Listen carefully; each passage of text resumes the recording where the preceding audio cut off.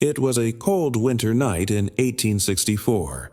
Inside Libby Prison, one of the most notorious Confederate prisons of the American Civil War, hundreds of Union officers sat shivering in their dark, overcrowded cells. The air was thick with the smell of unwashed bodies, rotting food, and the damp, suffocating walls of their makeshift tomb. Most of them had given up hope, but a small group of men had been planning something that no prisoner had ever accomplished before: a daring escape, right from the heart of Richmond, Virginia, the Confederate capital itself. And the way they did it? It was pure genius. Libby Prison wasn't just any prison. It was a former tobacco warehouse converted into a Confederate POW camp housing over 1,000 Union officers. Unlike some prison camps that were built away from major cities, Libby sat right in the middle of Richmond, making escape seem impossible. The prison consisted of 3 floors, with rows of iron-barred windows that let in freezing winds during the winter and unbearable heat during the summer. The floors were nothing but rough wooden planks, riddled with splinters, and crawling with lice and rats. Food was scarce. Prisoners were fed a small piece of cornbread and a bowl of watery soup, just enough to keep them alive, but never enough to keep them strong. Guards patrolled the prison day and night, watching for any sign of rebellion. Any prisoner caught trying to escape faced brutal punishments, beatings, starvation, or worse. Escape seemed like a death wish. And yet, for a few desperate men, it was the only option left. Among the prisoners was Colonel Thomas Rose, a recently captured Union officer. From the moment he stepped inside Libby, he realized one thing: he wasn't going to die there. Rose wasn't just another soldier. He was a strategist, someone who could look at an impossible situation and find a way out. While others whispered about escape as a fantasy, he saw it as a puzzle waiting to be solved. But he couldn't do it alone. He began scouting for the right men, prisoners who weren't just brave, but also skilled. He needed diggers, lookouts, and men who could think under pressure. Slowly, he built his team.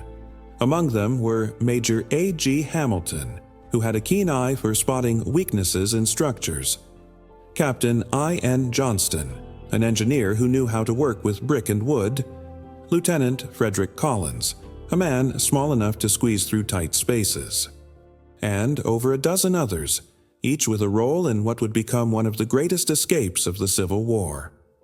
Through whispered conversations and careful planning, Rose and his team identified a weak point in the prison. Below the prison's first floor was a dark, forgotten cellar, filled with old barrels, debris, and the overwhelming stench of human waste. It was the kind of place guards rarely checked, because no one wanted to go down there. And that's exactly why it was perfect. The plan was simple in theory, but extremely dangerous in execution. Access the basement without alerting the guards. Dig a tunnel through solid brick and dirt. Exit outside the prison walls, beyond Confederate patrols. Flee into the darkness and find a way back to Union lines. But there were problems. The tunnel needed to be dug by hand, using nothing but knives, spoons, and whatever scraps of metal they could find. And then there was the issue of where to put the dirt. Too much dirt lying around would immediately alert the guards. That's when they came up with one of the most disgusting, yet effective solutions imaginable. They hid the dirt inside the prison's latrine waste. It was repulsive, but it worked. The foul stench kept guards away, and with each passing night, the tunnel inched closer to freedom. For 17 nights straight, the men worked in total darkness, digging inch by inch.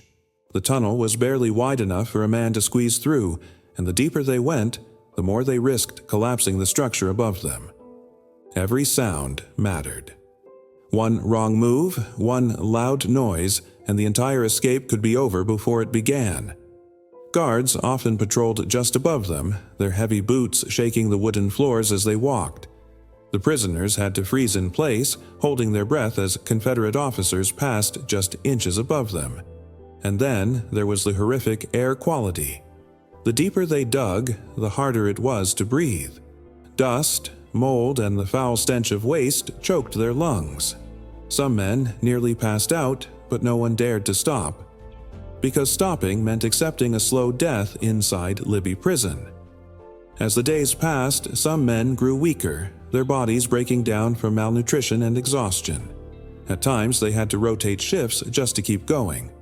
Some prisoners even acted as decoys, causing small disturbances to distract the guards when the diggers made too much noise.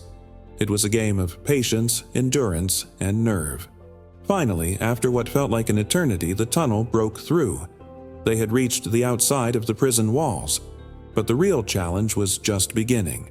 The men decided to move in small groups, slipping out one by one under the cover of night. They had to be careful. Confederate patrols roamed the streets of Richmond, and any suspicion could lead to instant execution.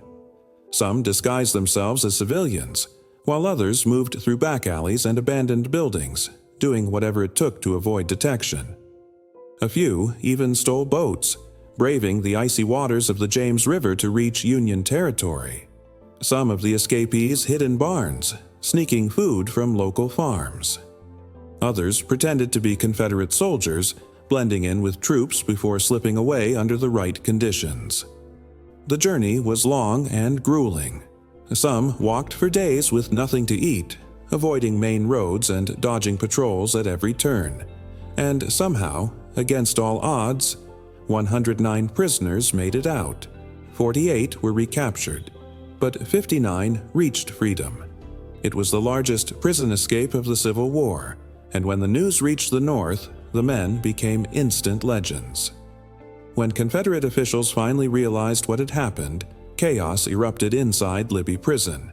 Guards tore through the remaining prisoners, searching for answers, interrogating, and punishing those left behind. But the damage was done. The Libby prison escape became a symbol of resilience, defiance, and human willpower. And the best part? Many of the escapees returned to the battlefield.